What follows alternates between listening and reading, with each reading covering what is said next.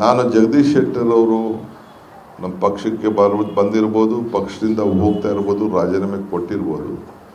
ಕಾಂಗ್ರೆಸ್ ಪಕ್ಷ ಒಂದು ದೊಡ್ಡ ಸಮುದ್ರ ಇದ್ದಂಗೆ.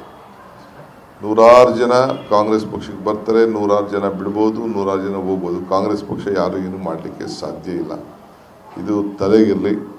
ಯಾರು ಬರಲಿ ಬರದೇ ಹೋಗಲಿ, 136 ಸೀಟನ್ನು ಗೆದ್ದಿದ್ದೇವೆ. ನಮ್ಮದು ಕೆಲವುಗಳು ತಪ್ಪಿಂದ ಇನ್ನೊಂದು 7 ಸೀಟ್ ನಾವು ಕಳ್ಕೊಂಡಿದ್ದೇವೆ. ಅದು ಬಿಟ್ಟರೆ ನಂದು 141 ಸೀಟ್ ನಮ್ಮ ಲೆಕ್ಕಾಚಾರ ಇತ್ತು. ಆದರೂ ಚಿಂತೆ ಇಲ್ಲ. ನಾನು ಅದಾದಮೇಲೆ ಅನೇಕ ನಾಯಕರುಗಳು ಕೂಡ ನಾನು ಮಾತಾಡಿದ್ದೇನೆ. ಭಾಳ ಜನ ನಮ್ಮ ಹತ್ರ ನಮ್ಮ ಮುಖ ನೋಡ್ತಾ ಇದ್ದಾರೆ. ನಾನೀಗ ಅದು ಹೆಸರುಗಳನ್ನೆಲ್ಲ ನಾನು ಬಿಡಿಸಿ ಹೇಳಲಿಕ್ಕೆ ನಾನು ತಯಾರಿಲ್ಲ. ಒಟ್ಟಾರೆ ಹೇಳಿದ್ದು, ನಮ್ಮ ಜಗದೀಶ್ ಶೆಟ್ಟರ್ ಏನು ನಾವು MLC ಮಾಡಿಕೊಂಡಿದ್ದು, ಅವರೇನು ರಾಜೀನಾಮೆ ಕೊಟ್ಟಿದ್ದಾರೆ. ನಮಗೆ ಒಂದು ದಿನದ ಮುಜುಗರದ ಸ್ಟೇಟ್ಮೆಂಟ್ಗಳು ನಿಮ್ಮ ಹತ್ರ ಬರ್ಬೋದೇ ಹೊರತು.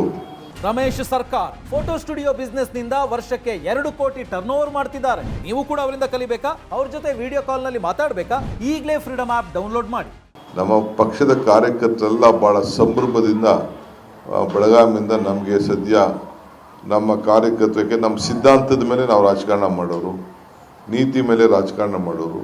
ಸೊ ಅವೆಲ್ಲ ಕಾರ್ಯಕರ್ತರು ಹೇಳೋದು, ನಮ್ಗೆ ಅವ್ರು ಹೋಗಿದ್ದೇ ನಮ್ಗೆ ಒಳ್ಳೇದಾಯಿತು, ನಮ್ಮ ಪಕ್ಷನ ಕಟ್ಟಲಿಕ್ಕೆ ನಮ್ಗೆ ಭಾಳ ಒಳ್ಳೇದಾಯಿತು. ಇಲ್ಲ ನಮ್ಗೆ ಮುಜುಗರ ಆಗ್ತಿತ್ತು. ನಮ್ಮ ಮೈನಾರಿಟೀಸು ಬೇರೆ ಬೇರೆಯವರು ಬ್ಯಾಕ್ವರ್ಡ್ ಕ್ಲಾಸು ಅವ್ರನ್ನ ಯಾವ ಕಾರಣಕ್ಕೂ ಒಪ್ತಿರಲಿಲ್ಲ ಅನ್ನೋದನ್ನು ಅವರು ನಮ್ಮೆಲ್ಲ ಸ್ಥಳೀಯರು ಹೇಳಿದ್ದಾರೆ. ಒಟ್ಟಾರೆ ಆಯಿತು. ನಾವೊಂದು ಭಾಳ ದೂರದೃಷ್ಟಿ ಇಟ್ಕೊಂಡು ನಾವು ಅವ್ರು ಒಂದು ಅವಕಾಶ ಮಾಡಿಕೊಟ್ಟಿದ್ದೋ. ಅವ್ರು ಕೊಟ್ಟಂಥ ಹೇಳಿಕೆಗಳಿಗೆ, BJP ವಿರುದ್ಧ ಕೊಟ್ಟಂಥ ಹೇಳಿಕೆಗಳಿಗೆ ಅವರೇ ಉತ್ತರ ಕೊಡಬೇಕೆ ಹೊರತು ನಾನೇನು ಉತ್ತರ ಕೊಡಬೇಕಾದಂಥ ಅವಶ್ಯಕತೆ ಇಲ್ಲ ಅನ್ನೋ ಮಾತನ್ನು ಈ ಸಂದರ್ಭದಲ್ಲಿ ಹೇಳ್ತೇನೆ.